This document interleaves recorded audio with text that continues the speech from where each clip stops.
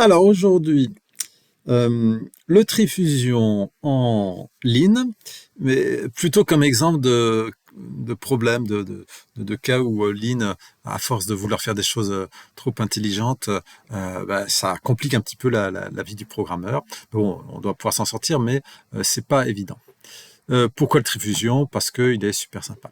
Je vais essayer de pas aller trop dans les détails et dans les parenthèses aujourd'hui, parce que sinon je crains que la vidéo dure trop longtemps. Alors, trifusion, c'est, je vais l'appeler juste tri, un tri qui prend une liste d'entiers pour produire une liste d'entiers qui sera triée. Et on peut imaginer que, comme cas de base, on ait liste vide, qu'on trie facilement en une liste vide. Il me dit, du coup, et c'est ça qui va être intéressant. Regardez aujourd'hui, c'est en fait deux choses. Là, la première, c'est les cas où, en fait, dans mon matching, mon raisonnement par cas, il manque des cas. Et donc, ça peut nous aider effectivement à voir ce qui nous manque comme programme à écrire, mais ça peut être aussi contraignant, on verra peut-être plus tard. La deuxième chose qu'il va faire automatiquement, mais là je ne l'ai pas encore fait, c'est quand je vais faire de la récursivité, il va essayer de nous montrer que la récursivité, tout comme les boucles, quand on écrit des boucles un peu complexes en programmation impérative, la récursivité termine. Et ces deux choses-là, les histoires de complétude et de terminaison, ça peut être des aides à la programmation pour éviter les erreurs. Ça peut être aussi en fait un souci majeur, enfin quelque chose qui, peut-être pas majeur, mais en tout cas qui va nous demander plus d'efforts. Donc, il nous dit ici, je voudrais aussi un cas avec au moins un élément. Donc, je vais lui fournir au moins un élément. Et le tri fusion, quand on a un élément ou plus d'éléments, alors, faire vite, donc, je vais faire comme il dit seulement. Ça consiste à découper la liste en question. Je ne sais pas si j'ai besoin d'écrire cela, mais bon. Et puis, après avoir découpé cette liste en question, bon, là, il râle, parce que de toute façon, coupe n'est pas encore définie, couper en deux, trier la première partie, trier la seconde partie, donc pour éviter d'avoir, donc il devra couper, donner deux paramètres. Je vais peut-être, plutôt que de couper en deux enfin, avoir deux résultats, ce qui est toujours on y arrive, hein. Mais ça c'est des trucs standards de la programmation fonctionnelle. Une façon d'éviter ça, c'est par exemple de couper dès le départ, de se dire, je veux avoir le premier paramètre de la découpe en deux. Donc la découpe en deux, ça peut être soit le début, soit la fin. Le plus simple, c'est souvent de prendre un paramètre sur deux. Donc prendre en premier, donc par exemple, les paramètres de rang pair, et puis ensuite les paramètres de rang impair comme deuxième élément de découpage. Et une fois qu'on a ces deux choses-là, on peut fusionner, on peut les trier, ces choses-là, et on peut fusionner le résultat de ces deux tris. Si je ne me trompe pas, si je n'oublie rien, et j'écris dans le désordre, excusez-moi, mais bon.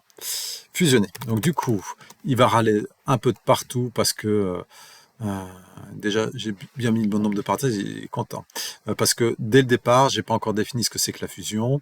Moi, je sais que j'ai d'autres soucis, en fait, qu'il n'a pas encore vu, mais c'est pas grave. Donc, il faut que je lui définisse la fusion.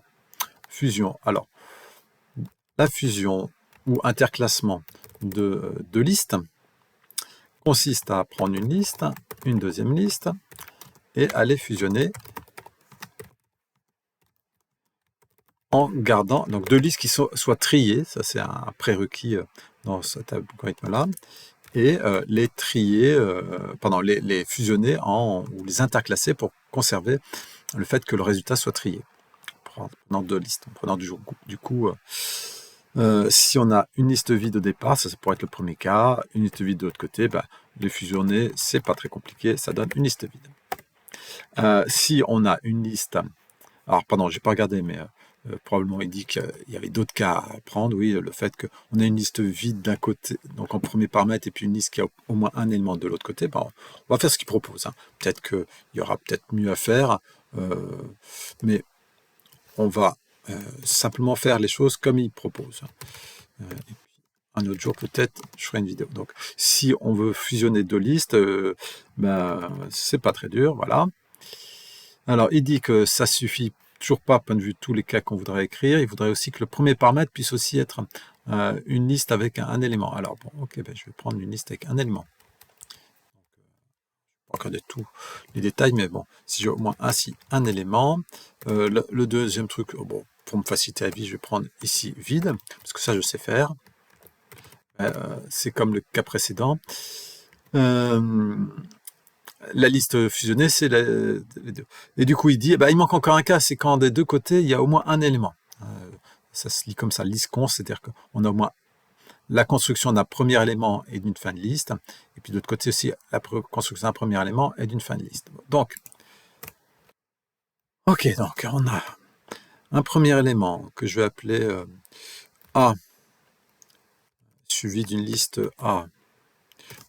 Une deuxième liste avec un élément B suivi d'une liste B. Et il faut que je les fusionne. Alors, pour les fusionner, là aussi, il faudrait que probablement je fasse peut-être écrire un if then else. J'ai pas envie de faire ça. Et j'ai trouvé une solution pour éviter ça. Alors, ma solution pour l'instant, ça a été d'agrandir un petit peu. Alors, ça va m'obliger à écrire plein de choses, mais agrandir un petit peu le raisonnement par cas, parce que là j'ai les 4 cas de base, bon il pourrait y en avoir plus avec deux listes au départ, et il va y en avoir plus. Du coup voilà, les cas qui restera à voir, c'est si A est plus grand ou plus petit que B.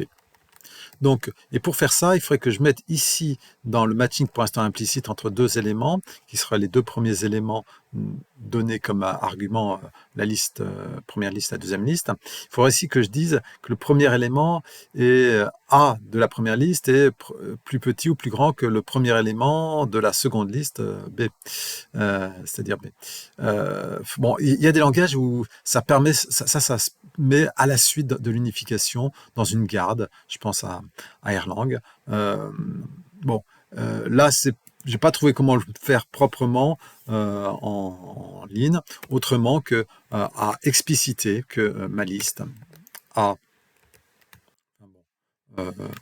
elle sera. Alors, est-ce que je vais les appeler A ou B? Bon, je vais les appeler X, Y ici pour éviter les captations de noms. Donc, j'ai deux listes X, Y, toutes les deux de type entier, et ça fournit à la fin une liste entière. Comment je veux l'écrire ce truc-là? Pas un match. Donc, excusez-moi, je vais un peu vite. Donc, de X et de Y. Pour l'instant, ça ne change pas par rapport à... C'est juste la même chose que ce que j'avais écrit précédemment. Sauf que je disais que je voulais rajouter un truc disant que le premier élément... alors, premier élément de X. Alors, est-ce qu'il y a un truc qui s'appelle first list first M. Alors, c'est quoi ce truc-là? On va regarder. Il ne fallait pas écrire comme ça. List first M. Je ne sais pas comment. Pardon, j'ai pas encore assez utilisé. Tabulation, voilà. List first M de X.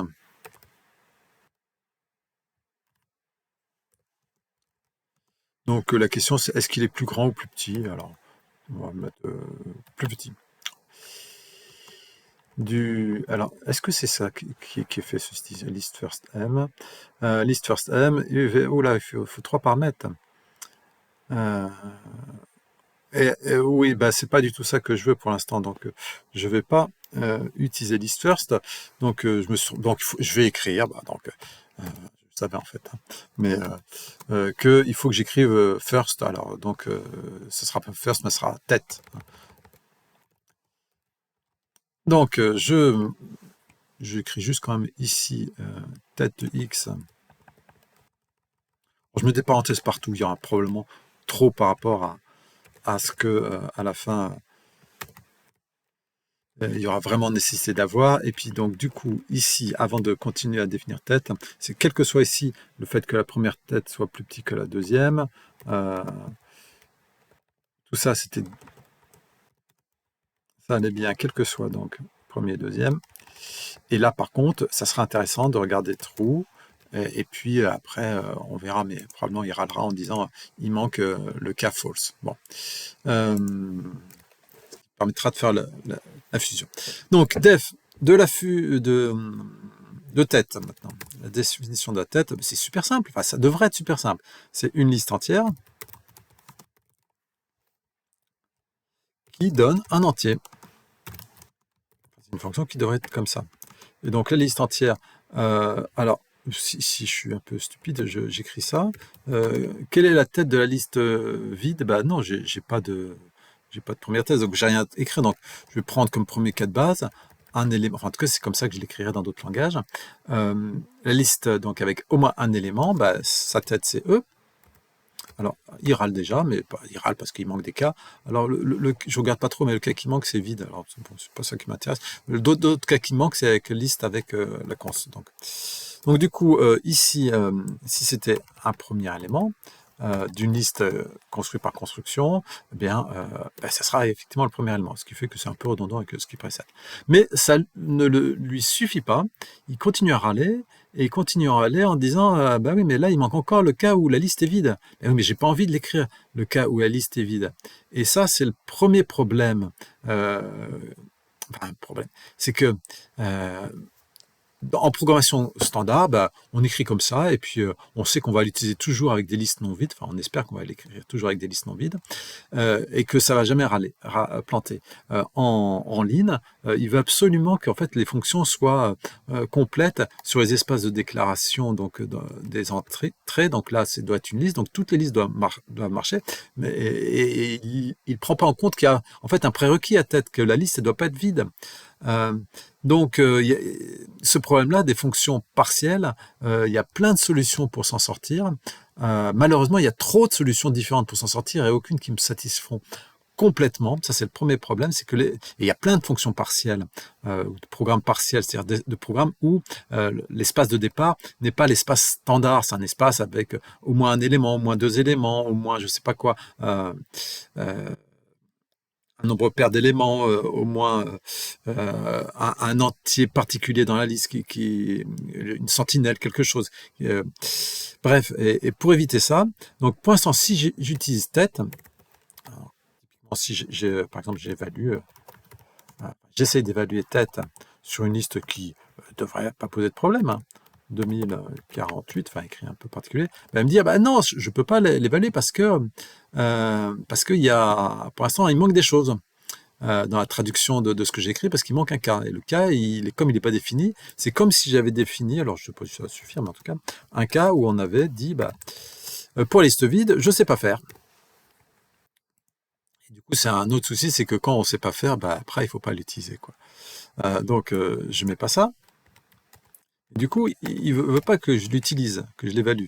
Alors, il veut pas, si, il veut bien, mais il veut que c'est à mes risques et périls. Donc, il y a une notation avec eval, point d'exclamation, et dans ce cas, ben, la premier élément de 2048, effectivement, c'est le premier élément de 1200 et quelques, c'est ça. Et puis, si par contre, j'avais mis le premier élément de la liste vide, eh bien, il râle pas, mais il met un truc qui est la dernière valeur connue. Enfin, non, pardon. Et là où il est en train de mouliner, j'avais pas vu. Il n'est pas très content, quoi. Malgré tout, si je fais ça, ben, il est même planté quelque part. Enfin, je sais pas où il est. J'espère que je vais pas avoir. Ah, crashed. Bon, donc c'est qu'il y a un. Ouais, voilà. Donc, je lui ai dit de ne pas faire attention à mes risques et périls. Ben, mes risques et périls, c'est que quand j'ai évalué avec vide, pas avec deux, eh ben, il a craché. Donc, il y a un vrai problème hein, avec les listes partielles. J'ai dit, il y a plein de solutions. Donc, des solutions en disant, bah, je vais la rendre complète, la liste, par exemple, en disant, bah, je sais que ça sert à rien, mais pour vide, je vais redonner une valeur par défaut, un joker, 42 par exemple. Pourquoi 42? Pourquoi pas 42 quoi? Ah, pardon, il faut que je relance quand même la page parce qu'elle a craché. Et avec 42, bah, il dit, pardon, quand il a fini, il dit, alors là, il dit un tout petit truc disant que vu que tu t'en sers pas, il n'y a pas besoin de l'écrire. Mais à part ça, il est super content. Une autre façon, c'est à définir un tête qui serait explicitement avec des valeurs par défaut. Alors c'est un tête avec pas de point d'exclamation, mais un point d'interrogation, je ne sais plus quoi, ou un M ou un D, tête D, un D majuscule. Enfin, vous regarderez dans la doc. Et par contre, il faut fournir du coup la valeur par défaut qui est mise dans les cas qui ne marchent pas. Une autre solution, c'est de donner, en fait, comme si on avait un traitant d'exception, c'est donner un petit peu le traitant d'exception. Une autre solution, c'est de donner en plus de l'entier de départ, de la liste de départ, une preuve que la liste ne sera pas vide. Et donc cette preuve que la liste ne sera pas vide, par contre, il faut la fournir à chaque fois. Une autre, enfin bon, il y a vraiment beaucoup de solutions possibles, mais il y en a une qui dit, voilà, ma liste est ma définition est partielle, donc il faut pas râler qu'elle soit partielle. Une autre, donc c'est un peu comme le point d'exclamation, ma liste, enfin dans ma tête, elle marchera à mes risques et périls. Enfin, celle que j'utilise, mais je dis pas que c'est la meilleure, c'est celle qui plante officiellement. Planter officiellement, c'est dire panique et avec un message d'erreur, problème liste vide. Je vais mettre erreur, liste vide. Dans panique, dans tête. Bon, voilà. C'est bon, pour aller vite, je m'arrête là pour l'instant dans la discussion. Bon, donc, j'en suis à fusion. Alors, fusion, on a l'impression que tout va bien. En fait, bon, il y a un peu plus loin là du rouge pour dire que globalement mon programme ne marche pas. C'est pas seulement parce que rang impair et rang impair sont pas définis. Hein. Le message ici, c'est que alors, il est difficile peut-être à comprendre. On a l'impression que ça parle ici, il manque un cas. Non, c'est que ici, fusion n'a pas encore été complètement définie. Alors bon. Ok, il n'est pas complètement défini. Alors, je reprends la définition de la fusion, donc fusion de deux listes ou interclassement. Si A, donc la première liste, donc ça va me donner tête de X, ça va me donner est plus petit que la tête de la deuxième liste, donc ça me devrait donner B. Eh bien, on va avoir après fusion A comme premier élément d'une liste où on aura fusionné. Si je n'oublie pas les choses. Donc A, je l'enlève de la liste, le premier argument, et puis B, LB, je le garde en 2. Bon. Et du coup, il me dit, alors, il me dit que,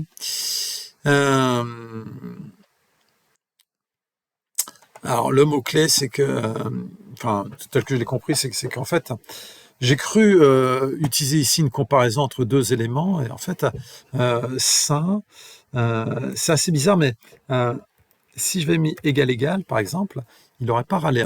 Il aurait râlé d'autres choses, hein, comme quoi il manquait un cas. Mais là, c'est vraiment une comparaison entre deux éléments, le test égalité, qui n'est pas pareil. Ça, on pourrait s'en douter. Donc le égal, il ressemble effectivement beaucoup au C. Mais qui n'est pas pareil que le égal seul, qui ne ressemble plus du tout au C, qui par contre, qui ferait une affectation, mais là, c'est pas une affectation, qui lui donc a le même message d'erreur ici, comme quoi il y a des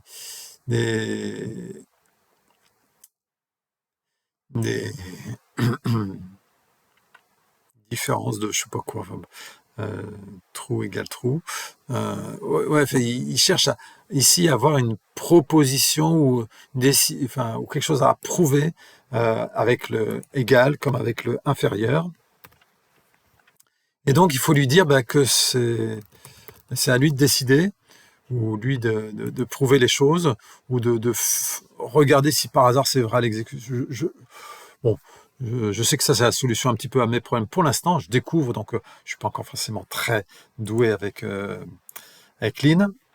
Mais là, donc, il transforme ça, qui était avant une recherche de propriété mathématique, le égal que j'avais mis là, c'était pour finir sa question, c'est plus l'égalité de test à l'exécution ou l'égalité. Non, c'est l'égalité mathématique. Est-ce qu'on a vraiment une égalité mathématique entre tête de X et tête de Y, quel que soit X et Y dans les cas en question? Et du coup, pour c'est vraiment un genre de type propriété, c'est quelque chose qui se décide. Bon. Et c'est pareil pour le inférieur. Et autant pour l'égal, on a un double égal où il n'y aura pas besoin du décide pour que ça marche. Autant pour le inférieur, il n'y a pas un truc avec deux inférieurs ou inférieur je sais pas quoi. Donc il faut dire, oui, c'était une propriété à décider, je voudrais que tu la décides. Et du coup, je me retrouve avec mon problème auquel je m'attendais, où on a manqué un cas, c'est le cas où on a deux listes avec un premier élément, mais la décision de le premier élément est plus petit que l'autre, n'est pas encore fournie. Donc, pardon, elle est fausse. Elle a été décidée comme étant fausse à l'exécution. Donc alors, je peux, pour essayer d'aller plus vite, dire, hop là, dans tous les autres cas, je voudrais dire que donc, du coup c'est B qui est plus petit. Donc on va continuer à fusionner, mais à fusionner la première liste avec A, la deuxième liste, on enlève B. Et du coup, il est content, moi aussi, jusqu'à maintenant, fusion marche bien. Et tout à l'heure, j'ai pas fait de test, hein, je peux faire les tests sur eval, donc j'ai plus besoin de mettre eval avec un point d'exclamation. 2048. Alors, il marchait bien tout à l'heure, hein, pour tête de 2048, il y en avait bien deux. Hein. J'ai pas besoin forcément de mettre un point d'exclamation. Mais là, même pour vide, alors je vais le faire, je crains que, voilà, il plante, mais parce que j'ai dit qu'il allait planter. Donc, il y a peut-être un résultat, mais erreur, liste vide dans la tête, donc c'est le message d'erreur. Et je peux peut-être afficher plus de choses, mais enfin bon, voilà. Donc, il s'exécute moins bien quand même, hein, quand je demande un premier lot. Et puis au passage, tiens, ce truc-là, est-ce qu'on a vraiment du coup besoin de mettre? Je l'enlève. Ça marche toujours pas pour la liste vide. Pour la liste à un élément, il marche. Pour rester à deux éléments, il marche. Et pareil, au-delà, il marche. Donc au final, on peut simplifier ici. Pour fusion, on va vérifier que ça marche aussi. Fusion d'une liste, alors la liste vide avec la liste vide. Donc, pardon, c'est pas fusion, c'est eval fusion.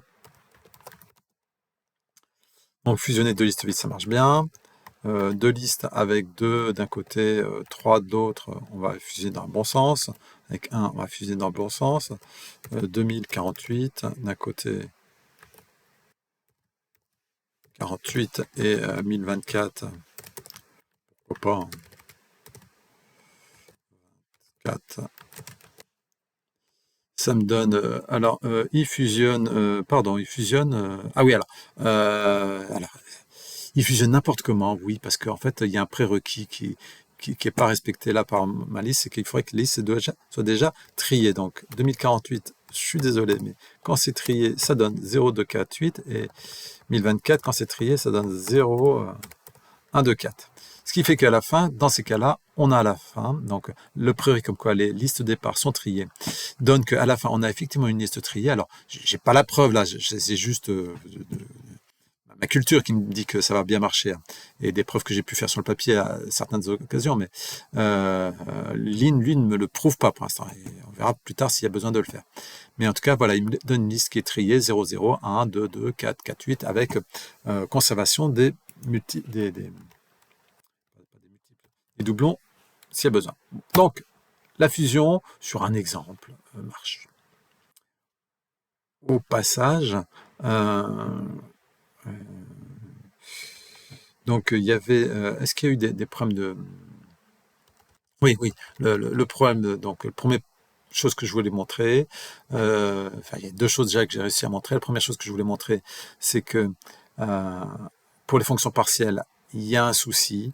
Le souci, il est réglé par exemple en faisant panique, mais sinon, le fait de vouloir que ce soit absolument complet, oui, une des solutions aussi, c'est de dire, c'est pas l'espace naturel list int de départ de tête. L'espace naturel, c'est les listes non vides. Et donc, on peut définir un type de liste non vide. Dans ce cas-là, il n'y aura pas besoin de rajouter un cas de base. Mais bon, après, se balader avec un type liste normale et un liste non vide, c'est pas clair que ça soit facile à gérer pour la suite. Bon, bref, il y a vraiment beaucoup de solutions pour sortir de ce problème-là. Donc moi j'en ai pris une, la plus simple peut-être. Donc c'est le problème de complétude. Donc pour les fonctions partielles, c'est pas évident que ça soit complet.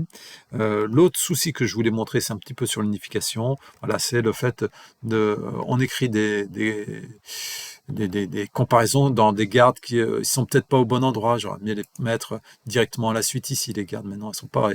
Et certaines gardes, enfin certaines éléments du raisonnement par cas, en fait, c'est pas l'exécution ou pas naturellement l'exécution. Il faut dire à Arlene que c'est une décision qu'il doit faire en regardant l'exécution, comment ça se passe. Et il devrait y arriver. Bon, donc mon tri, il a pas mal avancé, mon tri fusion, il ne reste plus qu'à définir ampère en impair. Alors, ampère.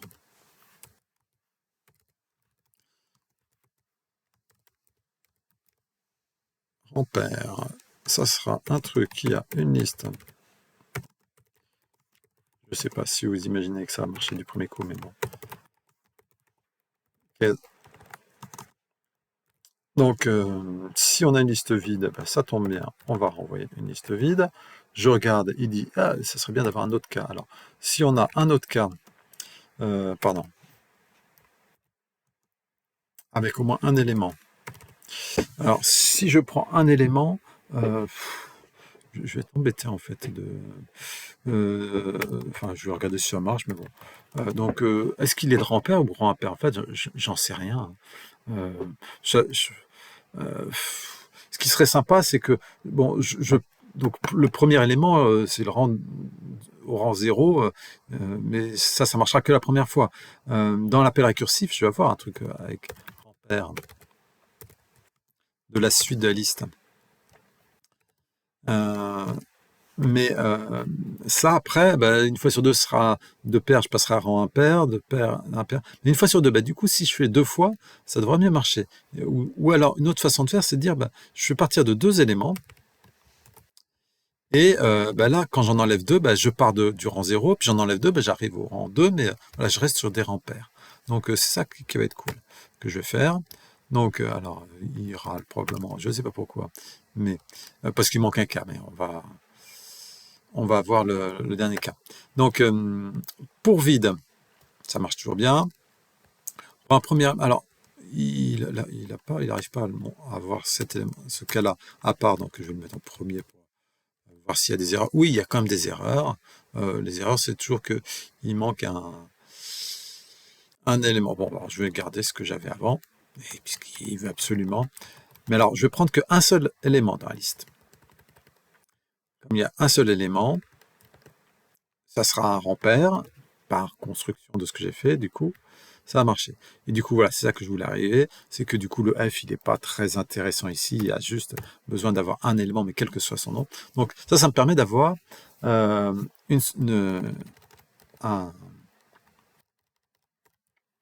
fonction qui donne les éléments de rang pair. Pour les rangs impairs, c'est pas très compliqué, on va faire à peu près pareil.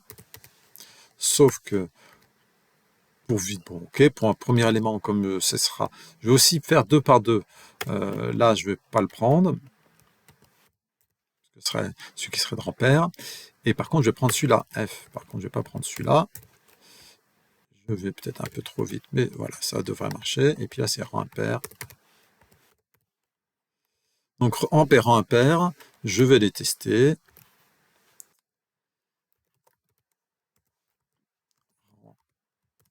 Ampère. Donc, de 0, 4, donc 2, 4, 8, si on rajoute, ok. Je regarde en même temps, là, le résultat, ça marche bien. 4, 8, alors après, c'est pas ça comme ça que je vais l'écrire, mais bon, voilà. Donc, tout va bien, et impair,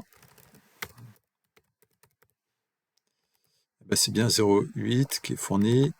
Si j'en avais que 3, 0, 2, alors, là, je passe au 2. Si j'avais qu'un seul élément, il m'aurait rien rendu. Ok, tout va bien. Bon, il me reste à faire tri. Et là, dernière chose que je voulais vous montrer. Et je vais pas réussir à... Excusez-moi, tout ce travail-là, il va être mis un peu à la poubelle pour l'instant. Alors, il y a moyen de s'en sortir. Mais en tout cas, là, pour l'instant, il me dit, bah, que ton programme il est bien, mais il n'arrive pas à démontrer la terminaison. Alors pourquoi il n'arrive pas à démontrer la terminaison? Il y a plein de raisons. D'abord parce que ce programme-là, il se peut qu'il ne termine pas, en fait, effectivement. Mais il se peut qu'il ne termine pas parce que si on avait une liste à un élément, donc tri d'une liste à un élément, c'est pas liste vide. Donc il y a le deuxième cas avec un élément. Et Rampère, eh ben, première liste, donc ça donnerait la liste elle-même. C'est ce cas-là de Rampère qui marche bien. Et du coup, on a une liste à un élément qui est Rampère donne une liste à un élément qui est renvoyée sur tri d'une liste à un élément. On est en train de faire une boucle avec une liste qui est toujours de longueur 1 qui boucle à l'infini. Donc, alors, pour éviter ça, et on peut espérer que Lynn va nous dire ah bah du coup ça marche mieux votre truc. Je prends une liste avec au moins un élément. Ok, et elle est triée.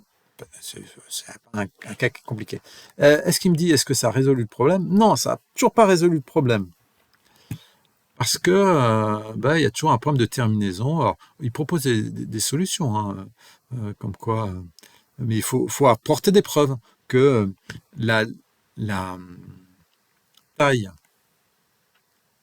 de Rampère de EL est inférieure, grosso modo, strictement inférieure à la taille de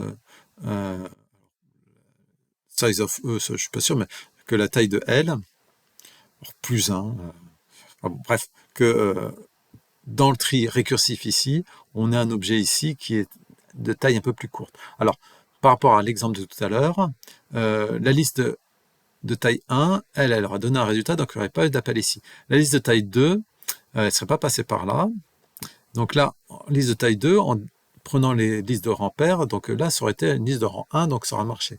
Et la liste de taille 2, pareil, ça aurait été... Donc, liste de taille 2, moi, je suis à peu près sûr que mon programme, il fonctionne, donc je devrais pouvoir faire des preuves, celle-là ou une autre, mais qui permettent de prouver que tout va bien. Mais voilà, pour les deux problèmes que j'ai... sur les trois choses que je voulais vous montrer, voilà, il y a les deux problèmes que je voulais montrer, c'est les problèmes des listes partielles où il faut trouver une solution pour éviter qu'elles soient partielles ou lui dire. Et l'autre cas, c'est les listes qui sont pas, enfin les algorithmes qui sont pas clairement, qui vont pas terminer clairement. La solution ici, c'est soit de faire des preuves, soit de faire prendre un autre algorithme qui termine beaucoup plus clairement. Par exemple, on prend un tri par insertion, parce que dans le tri par insertion, le premier élément, on va après l'insérer, et du coup, on va faire un appel de tri récursif sur la fin de liste. Donc ça, c'est clair qu'au niveau de tri, ça va terminer, quoi. Après, j'espère que le reste des algorithmes vont terminer, mais le problème, c'est que le tri par insertion, il est beaucoup moins bon que le tri par fusion. Le tri par fusion, il est en quasi linéaire. Le tri par insertion, il est quadratique dans le pire des cas. Donc c'est embêtant ça. Et donc il faut faire des preuves, et c'est tant mieux, Lynn est là pour faire des preuves, mais voilà, on va peut-être pas pouvoir passer à côté si on veut vraiment tout faire, des preuves. Et l'autre truc qui, au passage, donc le troisième truc que j'ai réussi à montrer ici dans cet exemple-là, c'est que dans le matching ici, il y a des propriétés qui sont apparues, et que là aussi, il y a une notion de preuve qui doit apparaître, qui arrive. Donc, pour deux bonnes raisons, il faudra effectivement peut-être, si on veut faire fonctionner, alors ceci dit, si on veut faire fonctionner Lean dans les meilleurs cas, parce que mon tri, il fonctionne. Hein. Si je demande d'évaluer, j'espère qu'il fonctionne. Donc, tri de la liste 2048, une autre, eh bien, il va, pour cette liste-là, me dire, je peux pas parce que, voilà, moi, j'ai pas prouvé que ça terminait, mais si je prends des risques, eh bien là, il me l'évalue correctement. Et sa crainte que j'avais au départ sur une liste à un élément, voilà, elle est pas. Il arrive à l'évaluer très bien. Alors que, au passage, si effectivement j'avais pas rajouté ce truc-là, liste à un seul élément, vous voyez effectivement, il tourne en rond, il plante et au bout d'un certain temps, il va cracher. Donc, il avait raison la première fois. La deuxième fois, non, il n'a pas raison. Hein. Mais avec, avec ce programme-là, bon, il est toujours en train de chercher pour la preuve précédente. Il crache. Donc là, il n'a plus raison de dire que ça termine pas. Si, ce programme-là termine. Donc voilà, il commence à y avoir des petits soucis à utiliser ce langage-là. Ceci dit, ça va nous permettre de travailler la notion de preuve. Peut-être que c'est une bonne chose. En tout cas, c'était l'objectif un petit peu de la vidéo et de Lynn, de faire des preuves et pas comme ça donner des programmes qui semblent pas mal et qui dans certaines conditions fonctionnent. Mais si on dit que notre programme est pour toutes les listes entières, il faut qu'il fonctionne effectivement pour toutes les listes entières et que ça soit prouvé. Et que la preuve, si elle n'est pas évidente, il fait plein de choses de manière évidente. Hein. Voilà, entre-temps, il a planté. S'il fait des choses, s'il prouve les choses de manière évidente, il n'y a pas de souci, mais s'il ne les prouve pas, voilà, il demande à ce que nous, on fasse les preuves qu'on l'aide. C'est pour ça que c'est un assistant, enfin je ne sais pas si c'est pour ça, mais que c'est un assistant de preuve. Voilà, désolé pour une vidéo un peu longue peut-être, mais qui introduisait la notion de preuve et puis des petits soucis liés à Lean. Bon. Côté programmation, parce que ce qui m'intéresse pour l'instant, c'est la programmation et découverte de la programmation dans Lean. Fin pour aujourd'hui.